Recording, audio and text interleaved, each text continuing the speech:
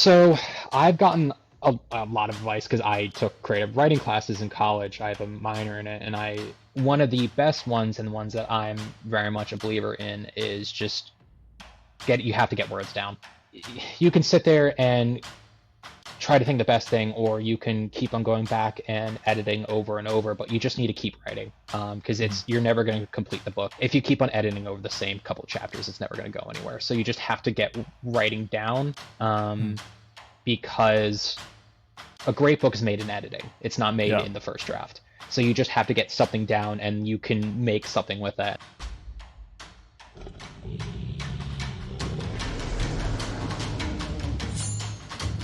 This is the LitRPG podcast, your one-stop shop for everything LitRPG, progression fantasy, and Royal Road.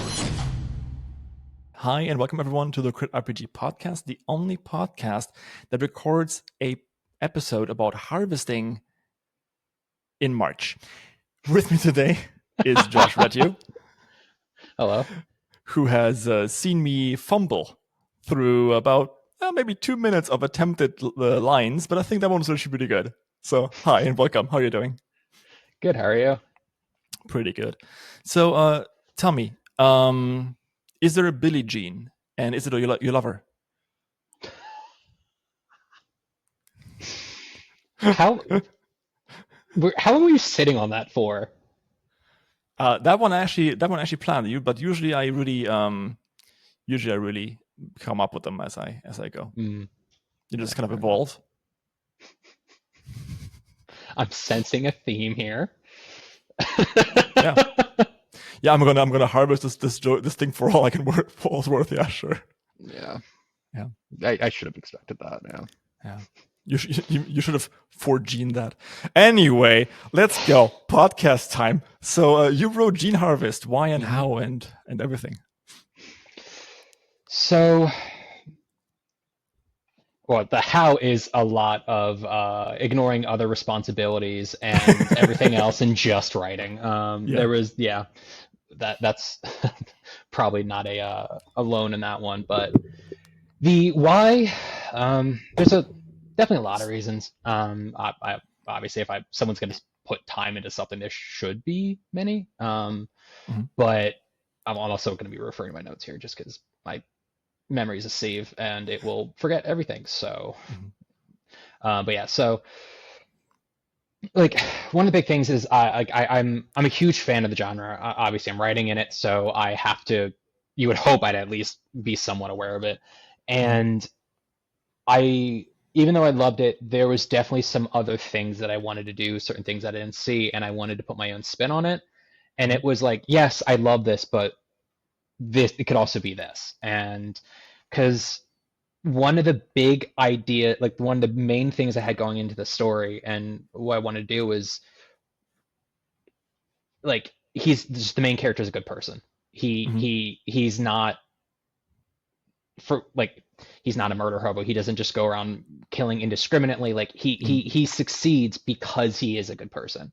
And I like, of course there are very many other books where main characters are good people, but like I wanted that to be the thing that his success hinged on.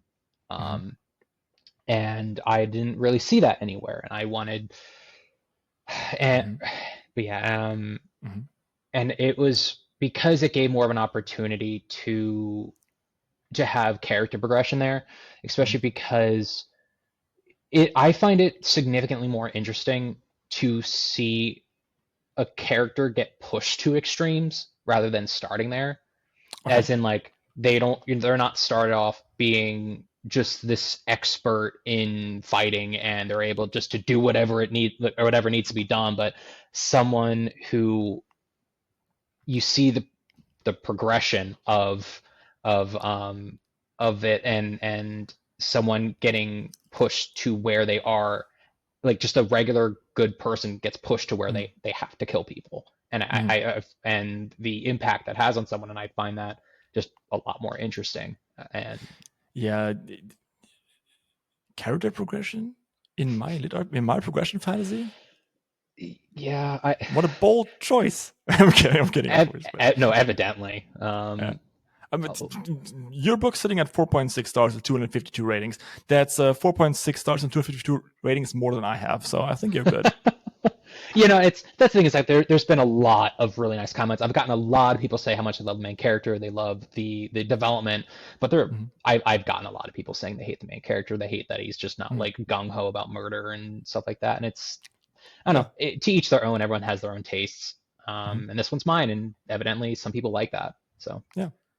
So you basically wrote the book in order to, try something new. Actually, yeah, it is very, very hard to actually have character progression in this genre because hmm I just had a second character podcast with people that know what they're talking about, unlike me. I'm kidding, of course, but Maxime and Ravensdagger, and we all talked about the same thing. We all circled around the question of like, how do you actually grow a character in LitRPG and not have him start out as oh well, it's Monday, better go killing. yeah. So how was your answer to that? How did you kind of do this? Part of it part of it is that I went the more traditional route of just writing a full book and Mm-hmm. then going with that. So I didn't have to. It's a bit more of a I think when people go into a full book, there's a lot more of like a commitment of seeing where things go. Mm-hmm. It's not like you don't have to hook people within the first couple chapters that you would Mm-hmm. in a place like Royal Road. So I was able to develop like I had the time and the chance to develop that Mm-hmm. through more of a full length novel rather than having to make something that can like I guess hook someone or Mm-hmm. to get like the full understanding of what's going to be happening in the series because you like in like a couple chapters on Royal Road or something like that. But yeah, and part of it is it ties a lot.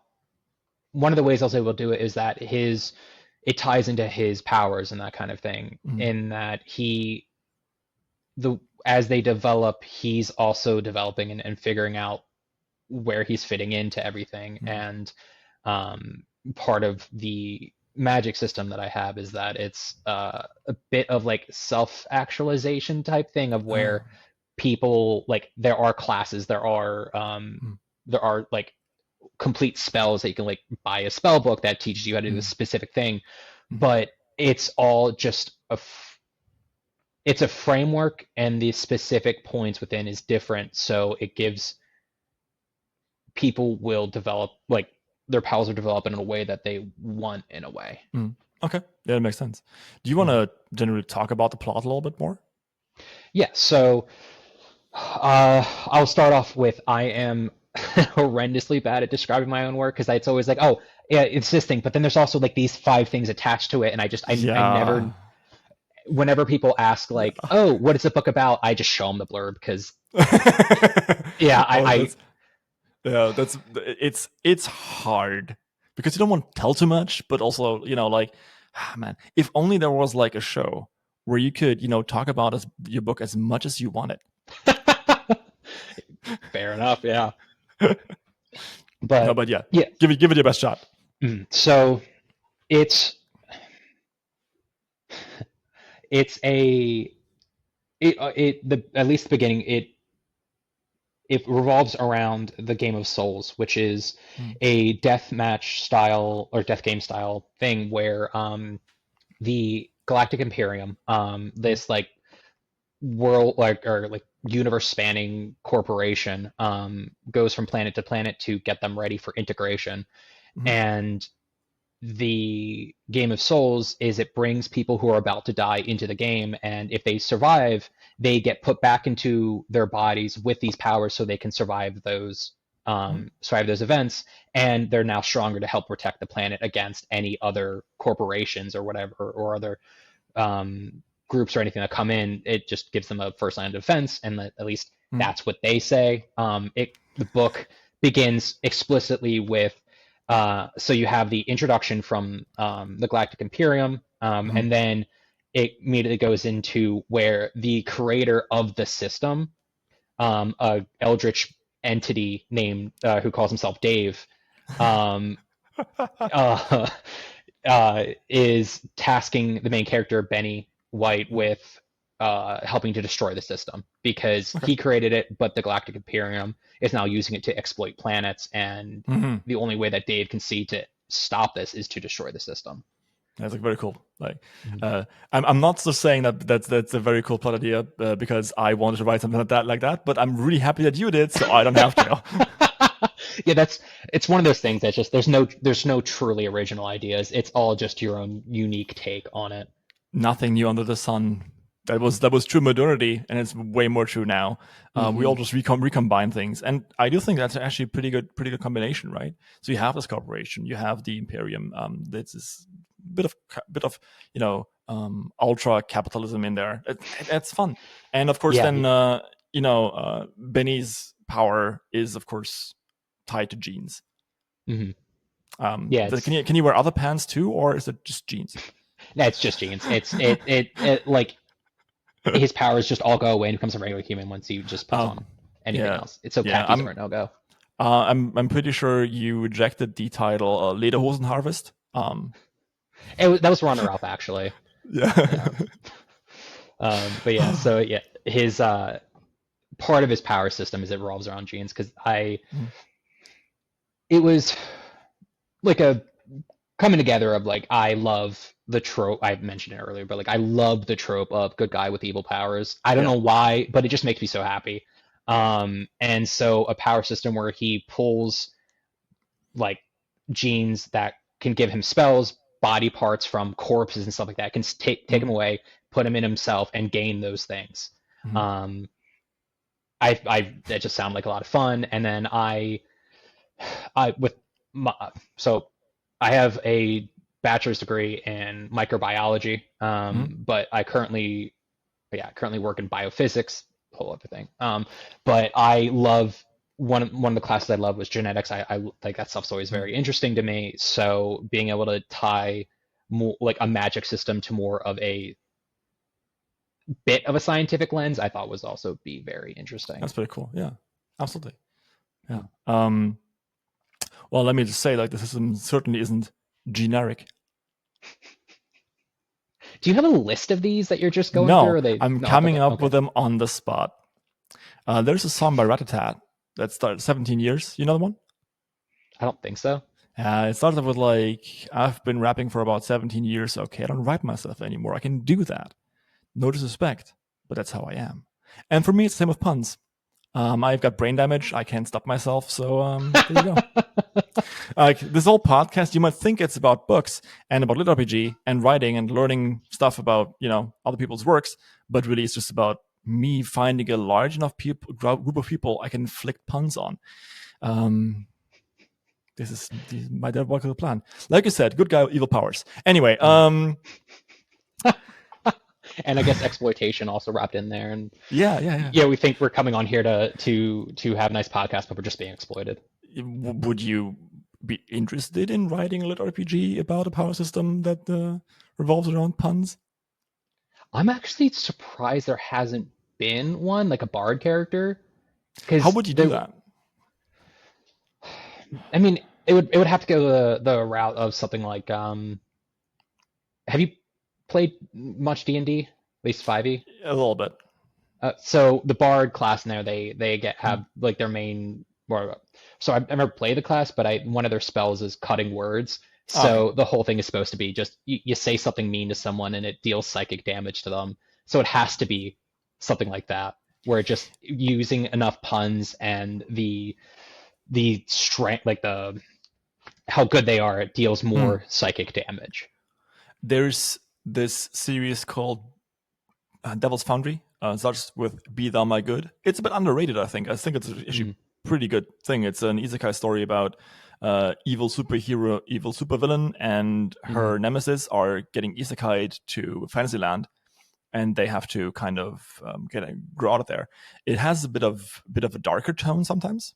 mm, So like there's stuff like abuse and kind of all the fun things that go on in a fantasy world or medieval world where there's no mm, policing force.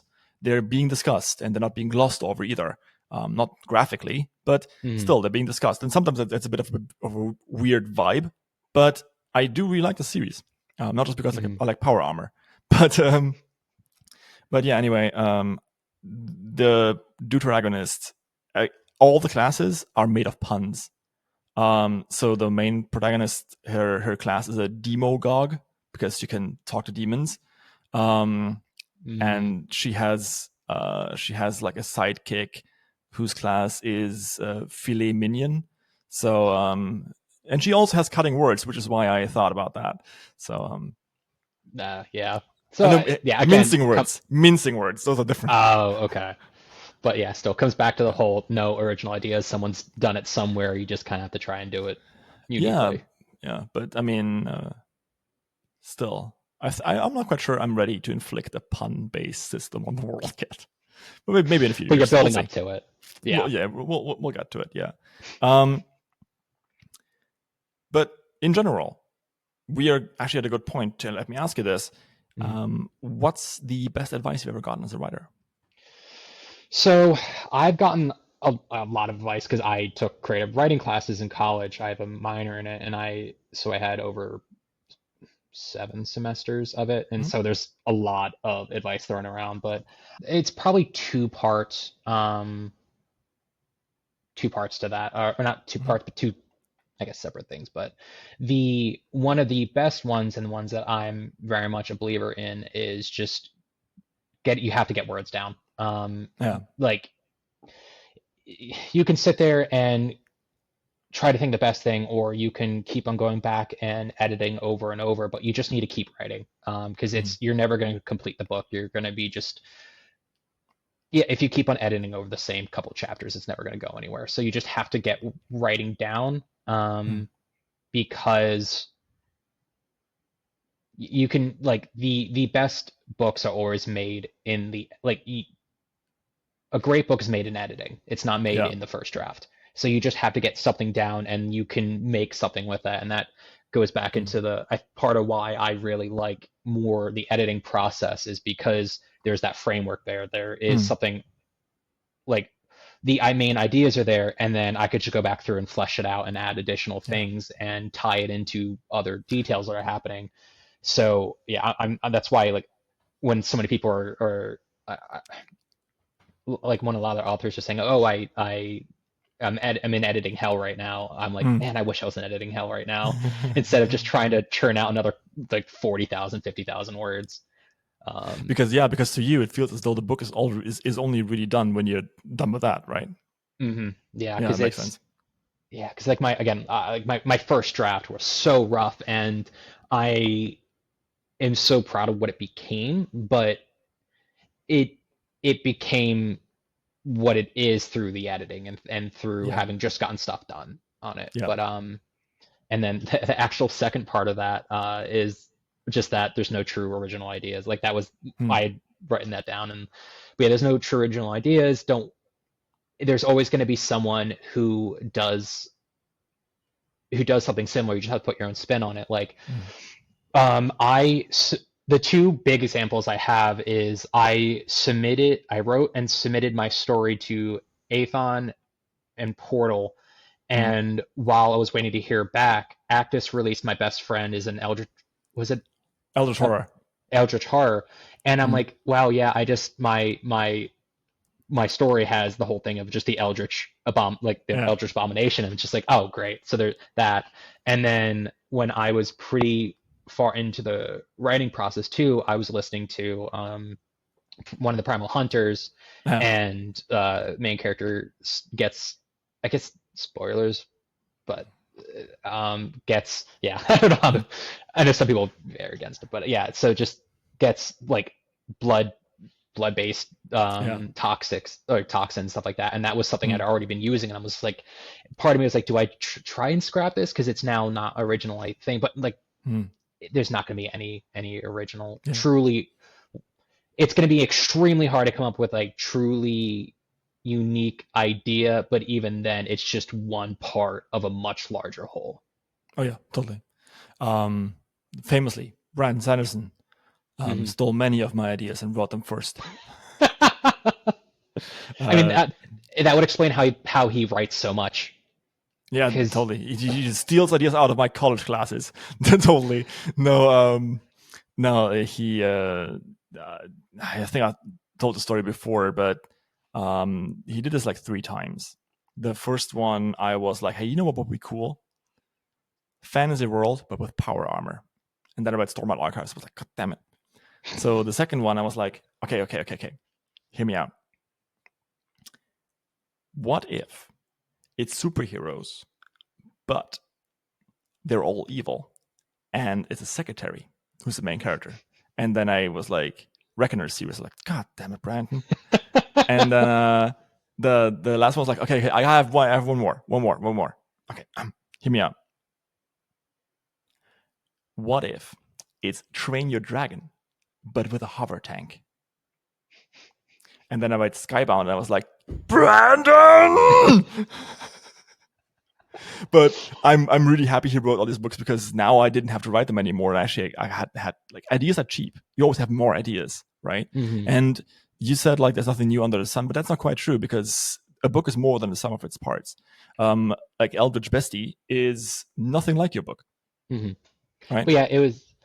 Yeah, it was, because it was like, that's what I said. It's like it's just one part of it, and like I thought I was being very unique with this, but it's just no. But like the book didn't hinge on that one idea, and I think that's part of the problem is when people come up with that unique idea and everything hinges around it, because if that one element doesn't work, then the whole thing doesn't work. Yeah, that's true. No, I mean, in the end, it's all just people wanting to do things, and other people not wanting them to do those things, and then, or the universe or whatever, and then them overcoming that or not. That's the story. Yeah, but your other advice, I really resonates. I've learned so much from finishing a book that I've never learned in all my years of not finishing books and editing them to death until I can no longer, write them. So, yeah, because there's certain things, because my problem a lot with writing when I was younger was I always came up with this great idea, and there was this one scene that I had in my head that was like that I would want to build up to, but I would write that scene and be, now I'm gonna go, so I wrote the scene that I want to. Now let me build everything beforehand, and then the thing that I wanted to do was already done, so I lost interest very quickly.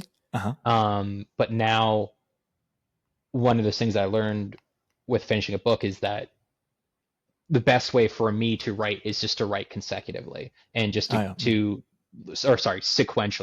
and just writing it as what happened. And because a lot of the times those really cool ideas, they end up not working out the best, and there are many other paths that end up working out better, that it could come from just through naturally writing. Like, the series name of my book is the Crimson Hydra. I didn't think of attaching Hydra-esque powers to them till halfway through. And it became like that was not part of my plan, but I suddenly went, this is a great idea, let me go down this path, and it ended up working out. And so at the beginning of your book, you were hydrophobic? No, I was hydrophilic because there's hydras in it. I wasn't against them. Not in the beginning. I wasn't against them at any point. Yeah, it's all Hydra Bowl anyway, so let's go. Yeah. I mean, you can see where this podcast is many-headed. Anyway. I just had to snake it in there. Sorry. Yeah, I caught that one too. Yeah, I thought it was. I thought that I will need to edit this out, but I thought that slithered past you. But sadly, it did not. That's okay. That's okay. Where puns? I forgot. Yeah, that's it all comes back to puns. That's just... No, we were talking about finishing books. And how that's good, because it teaches you things that you usually wouldn't do. I have friends who have been planning books for ages, and another thing I wanted to talk to you about is that pantsing, in some regards, is literally just writing one huge outline. Yeah, I definitely agree with that because when you because it ties into the idea of just a book is made in the edits, and like you're able to, it's like one of those things that Neil Gaiman said, that like a lot of his writing with how, and he was asked, how do you write foreshadowing and stuff like that, and it's just you add that in edits. That's not done the first go around. The entire quote is like, foreshadowing is what happens when you go back, when you finish the book, and then you go back and make it look as though you knew what you were doing the entire time. It's such a good quote. Yeah, because it's just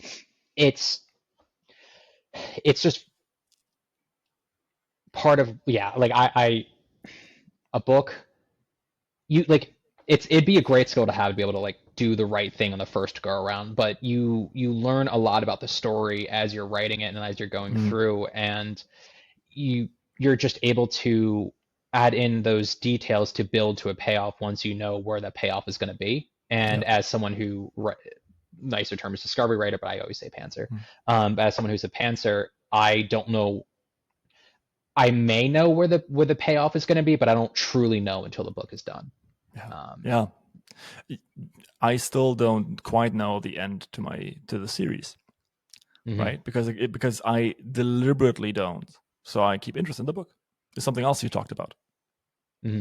Yeah, it's very easy to lose interest in a book, and I've started so many books, just because, and dropped them because in college, like classes got busy, couldn't like I didn't have the time to work on it, so then I moved on to the next thing eventually once things eased up.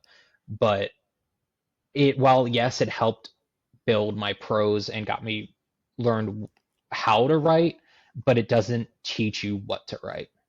Yeah. And I think it's you only truly get that once the book's done and you're in the editing process. Yeah, that's true. I mean, even as a plotter, you have to write sometime. And you can, as much as you can edit a book to death at the end, you can also plot it to death, I think. And then I've known some people who's, like, all the more power to them, but like I've known some people who've been like world building for 10 years, and just everything is like detailed out, like to like like hundreds of years in the past history and stuff like that, and like that's great.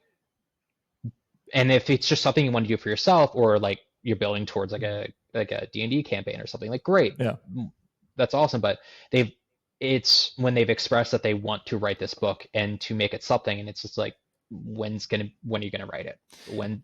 And there's a few programming rules that are applicable to writing too. And one of my favorite ones when it comes to plotting or world building is Yagni. Ya ain't gonna need it. I'm not making this up. This is a real thing. And so there's so much temptation. If you've written like this world Bible that's like 5 gigabytes big, to also use it, right? Because you've done the thing.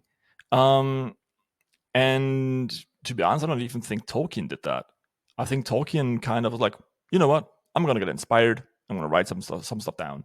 And yeah, of course he did the language, but that's all like embellishing he put on at the end, right?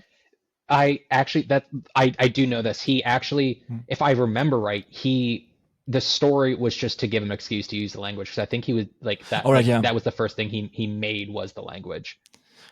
Wasn't there also like some rumor that he started The Hobbit as a story told to his kids?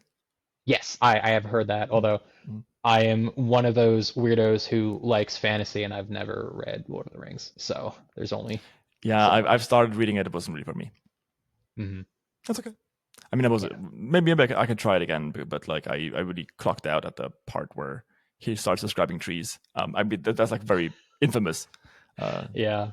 But And I think that could be part of part of where people who might have things very much planned out is they have this whole world that they want to show and that they've written, and it ends up becoming so focused on, oh, look at my world, that the story kind of goes on the wayside. Yeah, and you also have to be careful about what you tell when. I had this series that I really liked where a protagonist had a thought about something that happened before she got isekai'd, and then that thought turned into like a 3-page explanation about some stuff that happened to her and how it impacted the galactic market, like before she even got isekai'd. I'm quite sure that that he or the author kind of tied things together at the end and kind of made it so, okay, it's not really isekai, it's just like a time travel story or something like that. But at the time, it was in the middle of dialogue, and it literally started with like, what do you think about this? And then like 4 pages later, it's like, we should do it. So that's always a danger of having too much, knowledge about your world. Yeah, it's very easy to shoot yourself in the foot when it comes to pacing, because it's like you have this cool idea that you want to add, but it like that's one of the things that happened a lot with my own book, was that it went from 119,000 words submitted to Portal, then it went when it was published, it was at 197-ish, and there were some moments that had to get cut down because it was just like, yeah, like this is a great idea and all, but it's just still too much. It was like just kind of doing the same beat over and over, and it takes away from pacing very easily, and it's just very easy to get lost in this, like, hey, great idea, let me get this down, but is it actually needed to make a good story? Maybe not. It may be fun, but it may not help build a good story. Yeah, or it just destroys the pacing, right? Right, because maybe it does need to be told in this way right now, but it doesn't need to be told this way. Can you do this shorter?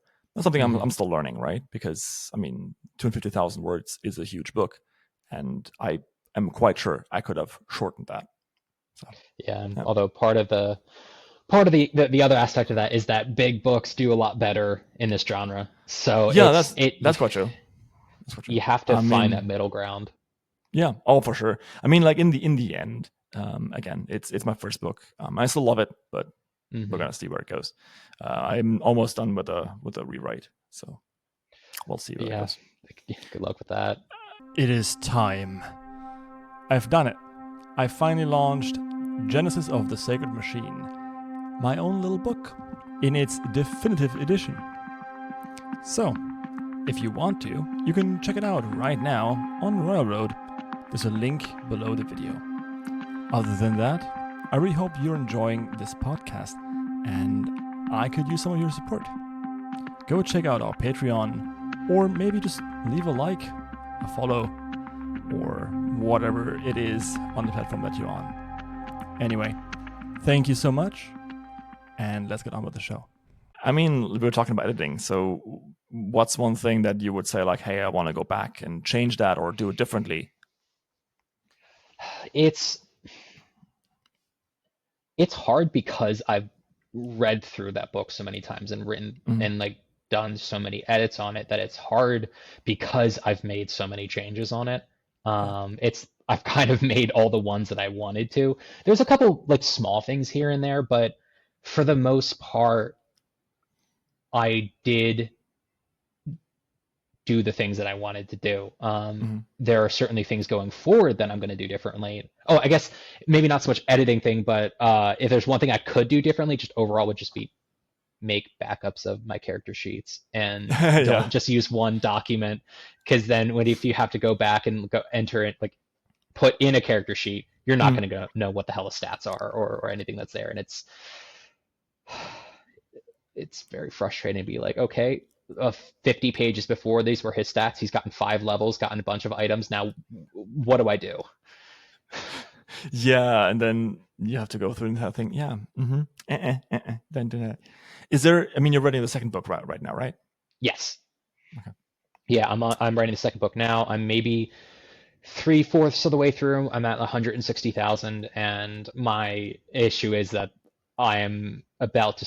There's one more arc that needs to be there, so there's probably Mhm. gonna be another 50 or 60,000 words at minimum, probably. Nice. And yeah, and it's hard because I want to get something out there little bit faster because that is Mhm. like you do better in the sphere when you have a bit more when you're a bit faster at these things. But it's also just hard because I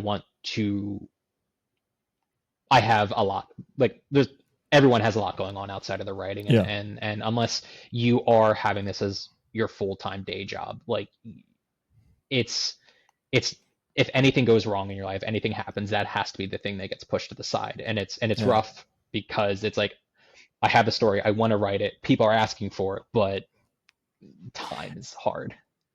Also, even if you write a lot, or if you do this as a day job, Mm. uh, there's so much involved that's not writing with writing. Mm-hmm. Just today, I spent like 4 hours on Discord talking to people about my book, basically, and getting really cranky that no one appreciated my art.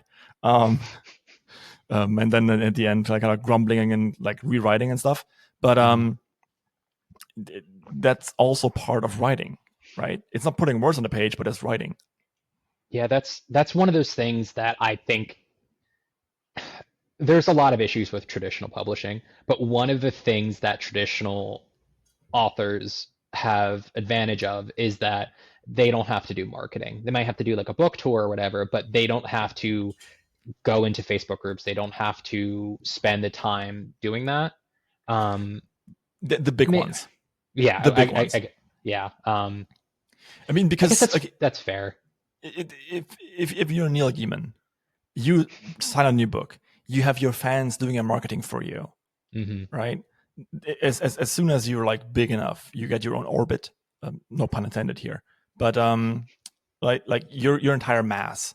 Like Brandon Sanderson had to keep his books secret so that no one promoted them, and he just Yeah. mentioned it, and then people were like, "Oh God!" It was all over the internet. So yeah. Yeah, I guess the the one the one difference would be is that at least if you're publishing to some extent with more traditional, it's going to get into bookstores because that's the Yeah. hallmark of traditional, and that is some exposure. At least it's something. Yeah. But yeah, if you when my book released, I couldn't end up writing. I wasn't in a headspace to write for Mhm. 2 weeks, 3 weeks because I was Mhm. having to put so much time into marketing. And Mhm. my normal way I interact in most of my life is to avoid social interactions. I am a hard proponent of self checkout. I hate going to like my hometown because I'm like, what if I run into someone I know? Oh no. And now, so then with marketing, I released the book and I started doing the marketing and I just uploaded some stuff while I was at work. And at a certain point, like I was shaking because I was like just so overwhelmed of just 150 because we gave away some Audible codes for the book to get Mhm. people interested, and there was just hundreds of comments and being like, oh hey, can I want a code, or like this sounds Yeah. interesting, and I was like trying to write it all while still having to do my day job, and I was just like so overwhelmed with it. So for like 2 weeks, I just couldn't write because Yeah. it was so draining. Yeah. That for sure. I mean, on the one hand, it's really good because Yeah, hey, that's yeah. It but feels a bit bad complaining about like interest in my book, but still, how dare they? it's How dare they like the stuff that I've written? um, I mean, sometimes though, especially if you're not on Railroad, especially if you're not, doing the promotion thing and the Web Zero thing. Sorry, I should say. Mhm. Uh, it's all right because you do have 2 weeks to spare. And yes, of course, it would be great if you had like brought a new Mhm. book out like this year, sure. But I mean, look at, for example, at Benjamin Carey. He certainly had other priorities last year. People were very understanding, right? And also his books are just really darn great. They're doing great too. There is another side of that too, Mm. though. might be jumping the gun a bit on this, but like one person that I always try to recommend reading, I mean, it's a bit biased because he's published under my publisher, but Peter Hackshaw's books, the Nether Day series, book one was a #1 bestseller in many different genres that it got published in, and it did really well. Book two released, and because he had to take a lot of time off because of personal reasons, book two didn't get anywhere near what the first one achieved. And that frustrates me because he's such an amazing author. Like his writing, I cannot say how great his writing is. So I'm mainly a Audible listener. I audiobooks stick better in my head, and I could do other things because now whenever I read, I'm feeling guilty because I feel like I should be writing. Every author I've talked to says the same thing. My trick is actually finding books that you really like to read, where you don't have anything to kind of. I mean, we're all writers. Most of us are writers because we're like, hey, I have something to say. I can do something better than this or that. And if I have a book where I'm just like, hey, I'm really enjoying this, it's way easier for me to go like, okay, this is fine if like the dialogue is a bit stilted or whatever. Because sometimes it's hard getting through these books because you're like, oh, why did you do this here? Why is there like this doubling of this word? So that helps with reading, but still having an audiobook is better. You're right. Yeah, because especially because like when I'm at work, I could just listen to it while I'm doing other things. But yeah, so I was very invested in Peter Hackshaw's book, the Nether Day series. Like I was very invested. I love the story, but there were so many times where I would just want to listen because I would want to hear his prose. It was just so extremely well done, and it's not something you get to see a lot in the Sphere because it's like just the writing skill, and I love that. And it was really frustrating to hear that it didn't do well because it had so much time between book one and book two. So there is it can swing both ways.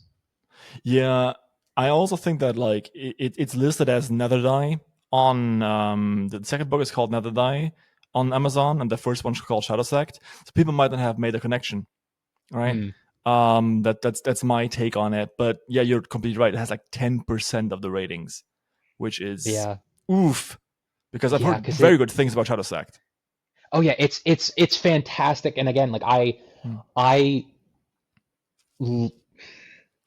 really, really great story. But again, like it could just be the author in me, but like it was so from the craft standpoint, it was amazing. And like I feel bad saying it, but like so his book, I think it released end of last year, and it has 180 something ratings.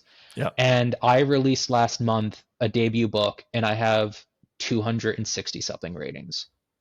And it doesn't feel right, and that's kind of a pitfall that can happen where if you don't keep up with it, it's very easy just to kind of get pushed to the side. There must have something else. Something else must have gone wrong because I can't believe that. Like for example, if you're looking at Death, Loot, and Vampires, right? That came out like beginning of last year. Now there's going to be a new one that's going to come out soon. Like I'm just thinking about it because I mentioned Ben earlier. I think that's going to like sell pretty well too, because I think something else must have gone wrong with Nether Day. I think part of the reason those I forget the authors' names who did Death, Root, and Vampires and Ben Carey. What was it? Benjamin Carey. His books were narrated by Travis Baldree. Oh yeah. So that is going to, no matter what, people are just going to listen because that's it's his Travis narrator. Baldree. Yeah. Okay. Yeah, you're right. Yeah. Yeah. Okay. Okay. Yeah. Maybe. I'm just trying to like kind of like justify this somehow because the cover's great, the blurb's great. You're right. It's a bit disheartening. Yes, and it's and it also, part of it is also just I've spoken to Peter Hackshaw. He's an extremely nice guy, so it doesn't help that I also have that personal element there. So yeah, any time in any of the Discords or like Reddit threads or on Facebook, someone's asking for recommendations. That's one of the series I always push, and it also works is because I can recommend that series to people who are more of just a fan of regular fantasy because it's not lit RPG. So it's has a bit more of like widespread appeal because you don't have to explain things going into it, which because so many people ask like, oh, what's the book like my book about, and I have to be like, oh, okay, so what do I explain first? LitRPG, like, yeah. You feel a bit like CrossFit vegan. Like, what do you talk about first? Like, yeah, sure. Yeah, like my girlfriend's family, we like they've been asking like, oh, like I'll say like, oh, I'll check it out whenever it comes out, and her mom's listening to it, and I'm like, I don't think her mom's like even viewed any like games at all, and it's like so this whole thing in that, or like her grandmother was saying, oh, like I like fantasy, I'll read it, and I'm like, I don't know if that would be a good idea, and it's why not though? I mean, the idea of being hunters and gatherers and seeing things stockpiled and numbers going up is very much universal in human culture. Yeah, I part of it is that kind of pervasive idea that's still around today that like video games are just not art, and kind of like a lot of people still think they're like a waste of time and stuff like that. And give people, yeah, I mean, I think you can give people your book and let them figure it out themselves, right? Because I mean, give people all the skills, right? The book. Yeah. I mean, obviously, I would love to give people all the skills. I would take them myself, but that's a pretty darn good fantasy book, right? So I recommend that to people who haven't read Edit. I would have given that to people who don't like LitRPG or games, right? So why not yours? Did your grandma read this book? No. Girl, yeah, but no.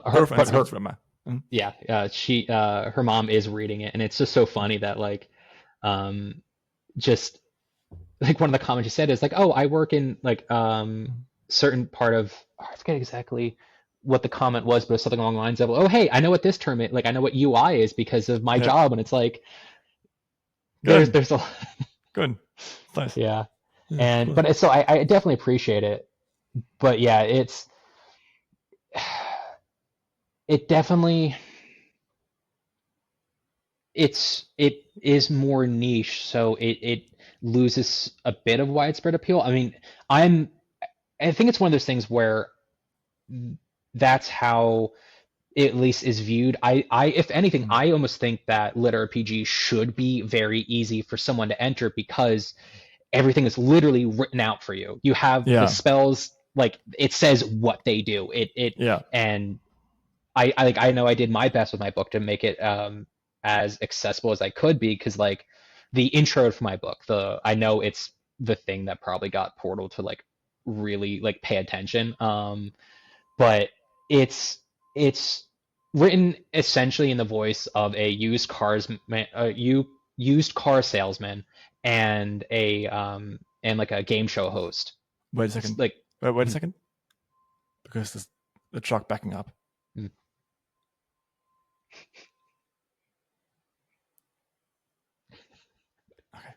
So sorry, you were saying the intro. Yeah. So yeah, the intro, it's written in like the voice of a used cars. Jesus fuck. It's still going. And it's on your side too. I could mute myself. I don't hear it on my side, if that helps at all. Now you can go. Try again. Okay. And yeah, this gives me another attempt to say that word because I can't seem to speak today.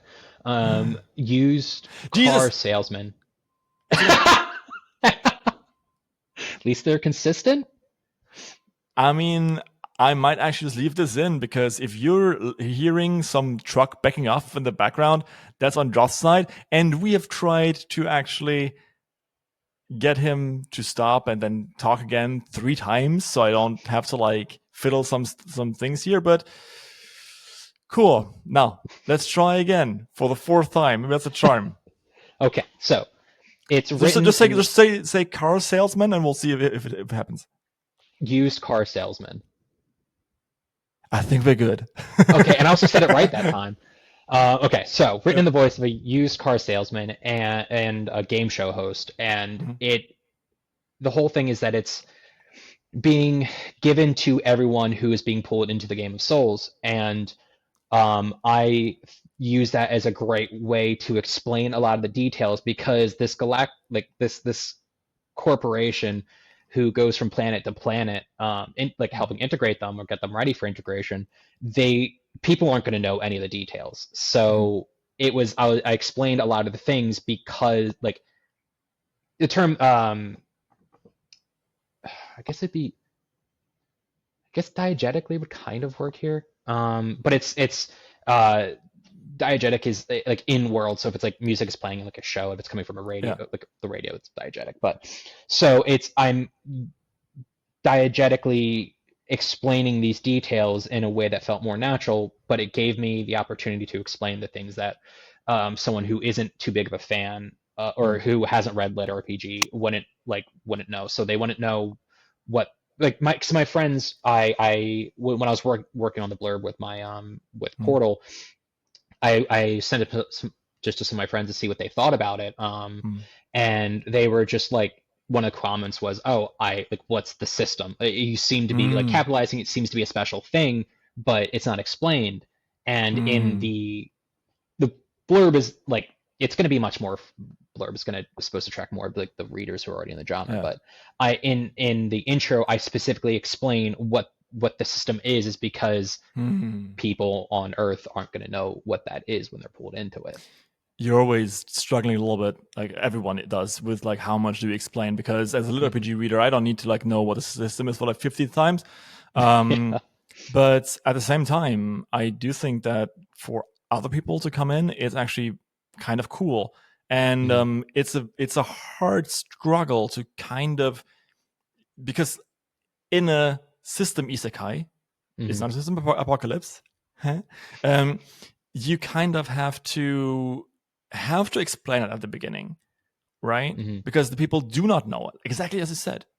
So you need let me flex my master's degree here. Intradiegetic, homodiegetic narration.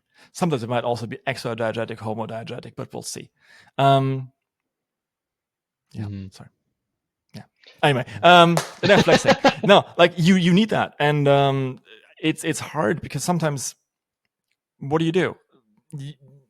You have to have it, and damned if you do, sorry. You have to have it. Sorry, again, edit. You have to have it, and it's damned if you do, damned if you don't. So we'll see. Yeah, and I think what worked for me is that I was able to do it a bit more naturally, because a major plot point for the book and the series as a whole is that the system isn't just like there. It wasn't always there. It was created by the eldritch being named Dave. Like, it created the system. So it's part of, I was able to explain it because it's such a major part of it, and it's a little bit different in the fact that it's not like the thing that's creating the magic. It's just like adding a numerical system to it, and it's helping things move a bit easier, but it's not the creator of the magic system. So I was able to explain it because it's just a thing that David life. It's just a thing that David life. I think I'm missing this one here. Dave. Because the entity is called Dave. Yeah. Dave it life. See, if you're listening to this on audio, Josh is just having a meltdown, and my goal has been achieved. He took off his glasses. That was good. Yeah, thank you. Yeah. Thank you.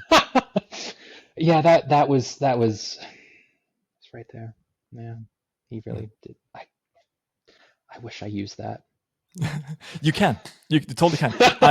I recently I gave one to Raven's Dagger, which he might use. So we'll see. That's one of those fun things about knowing authors is that when Mm. they like add you in a very weird way, or they just like reference you somehow, like Yeah. in Peter Lee's the third book of the Dear Ah, Spellbook. yeah, Peter is um awesome. I'm just a dead cultist in there.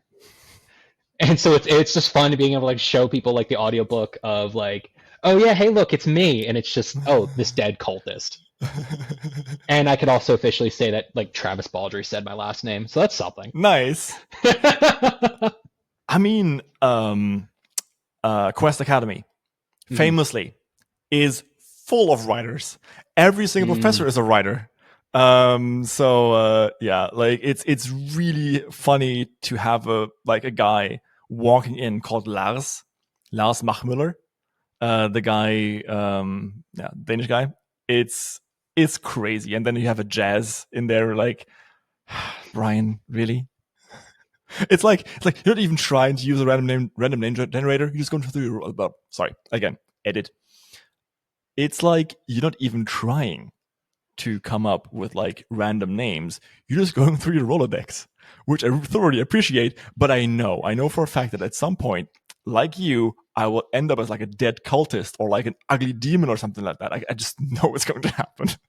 I think the more like the very notable one of those was the newest Dungeon Crawler Carl, Yeah. because it was like one of the character there in there. I think the full name was like the author this, and it was, and I think it was a stripper too, so it added on to it, and it was just referencing a friend. Like that's it's just fun because Yeah.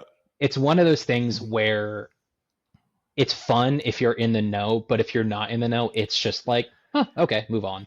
I like Matt Dinneman is a person I never want to cross. I think his entire third book is dedicated to a guy who gave him 0.5 stars, and he just completely rips into the guy in the nicest way possible. It's like it's so good.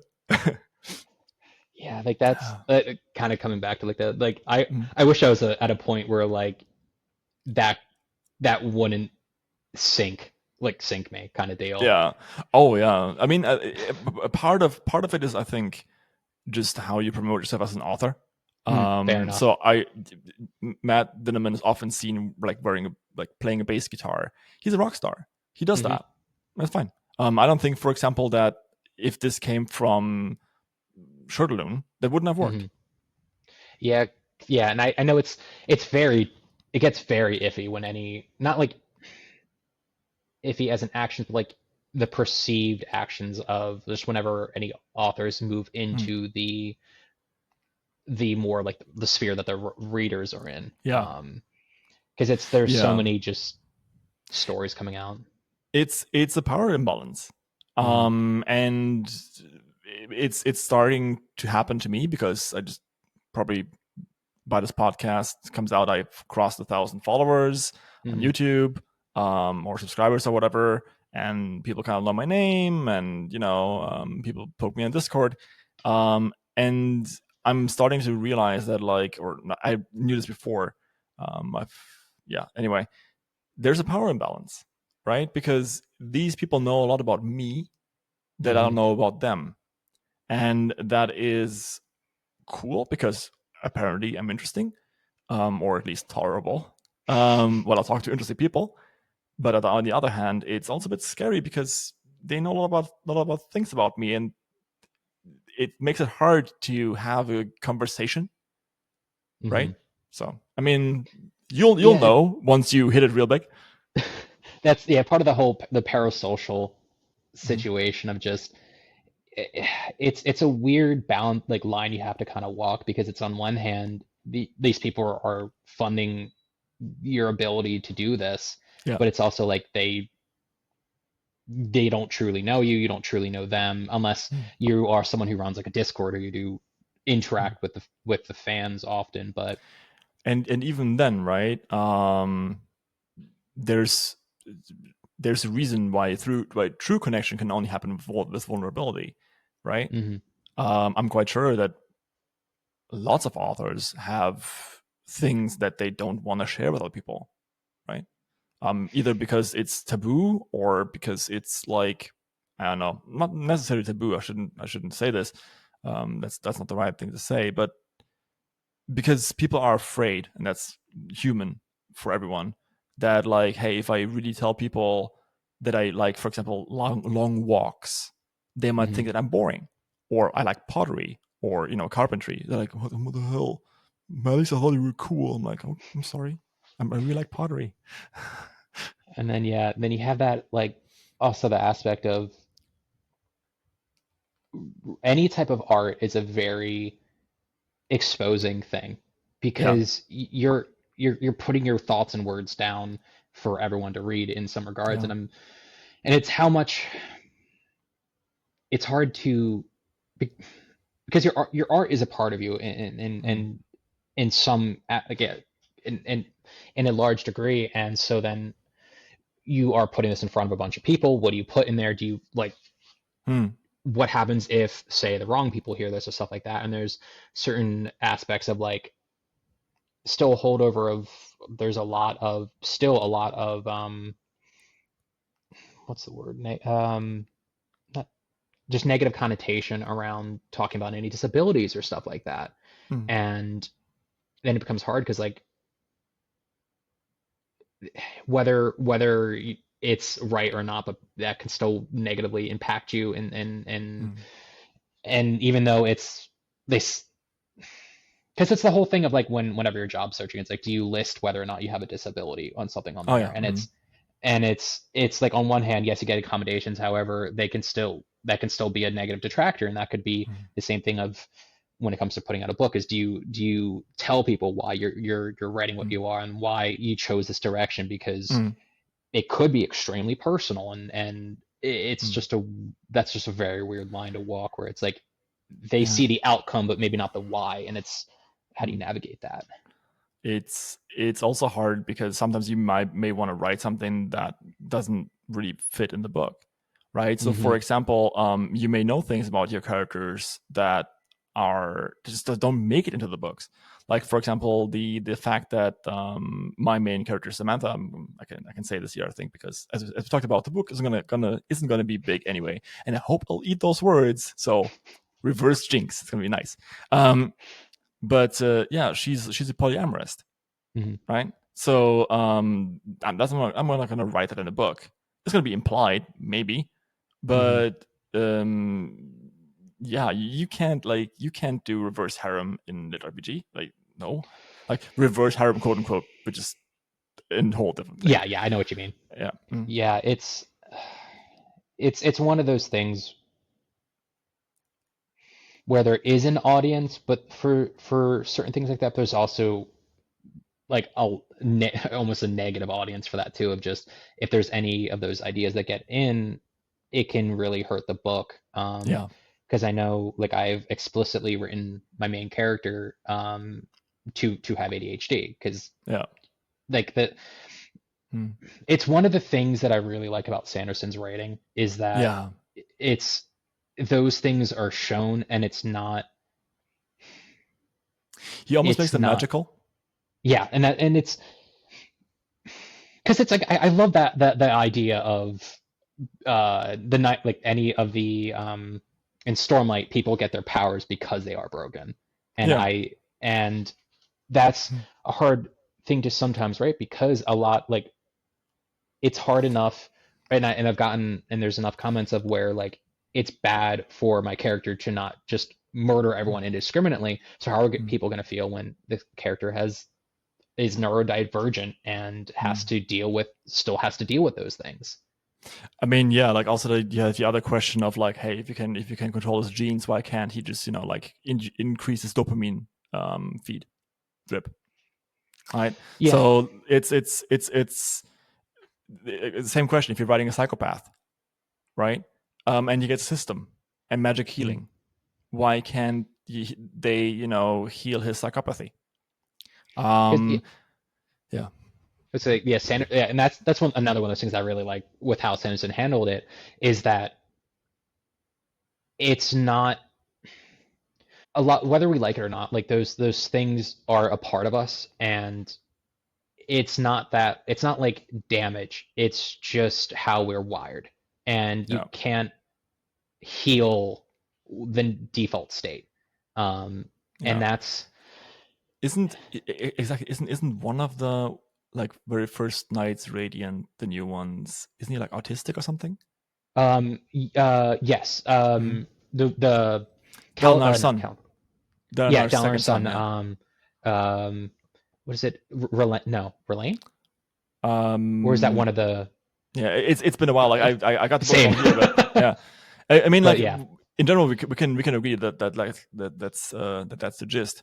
Um, okay, so I actually meant to ask you one book that you love and why is it awesome, but we talked about so many of them. Do you have any more that you want to like mention here? Because you mentioned Netherdive, but Yeah, so I'm real bad with just singular, like, oh, like this book. I'm always like this series or whatever. Mhm. But it's so I was thinking on that one a lot, and the one it's gonna be a different take because it's a comic book. Mhm. Um, but the one book that has a lot of meaning for me is one of the issues of Hellboy. Mhm. I love I Mhm. love Hellboy. I have Oh, a, cool. Yeah, let's see you're if I can get this in showing camera. showing it too, right? So yeah, Yeah, yeah, it's on my like almost my entire arm of Hellboy, and it's so nice. I got this because actually wait, this is just a better way to. There we go Oh, nice. for the Yeah, there you camera. go. That's a Yeah. very cool tattoo. A very nice line Thank you. work. Yeah, the artist I have is fantastic. He also did something. I have an entire shoulder piece Oh, too, but cool. that one is for the first book I ever wrote because it was like, oh Ah. hey, I finally did this thing I really wanted to do, Mm. and it was funny. I was getting this tattoo, and there was another guy there getting one from someone else, and he was like, oh, where Mm. can I go read it? I'm like, this is never going to see the light of day. It's so No. terrible. Yeah, it I means a lot, but it's still crap. But I have one of a goose. mm, Because there's this poem by Mary Oliver that really helped me a lot when I was like super depressed, about wild geese. That I can really like. It's a wonderful poem, and I mm. just got myself a goose made of stars. Because why not? That's actually what I was going to get into with this was that Oh, cool. yeah, I've loved Hellboy since I was a kid. I Mm-hmm. really enjoyed the original movies. I'm gonna make sure that's Mm-hmm. very clear. The new one's crap, but that's anyways.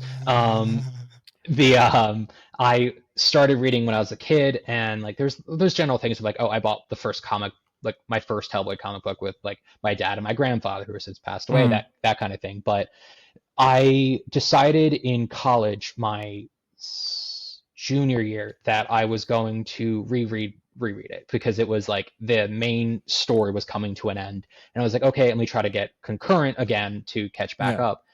And on that pass, I reached the issue that is one of those things that's just really resonated with me, and Mm. it's in Hellboy. The series that's in is called Wake the Devil, and it's the final issue.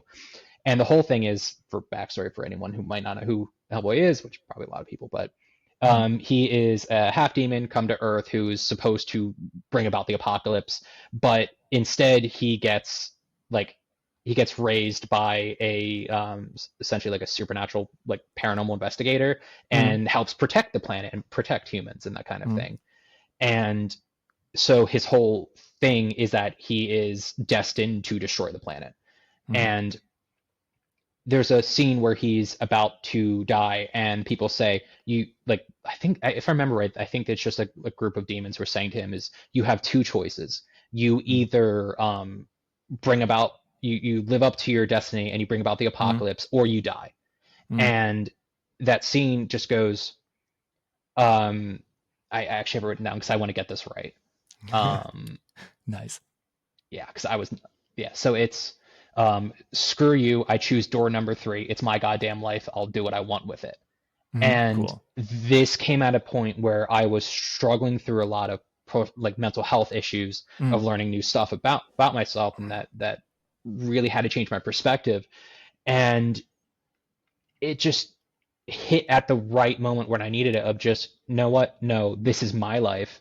There are things going on, but I can choose what I do with it. That's cool. And That's really yeah, cool.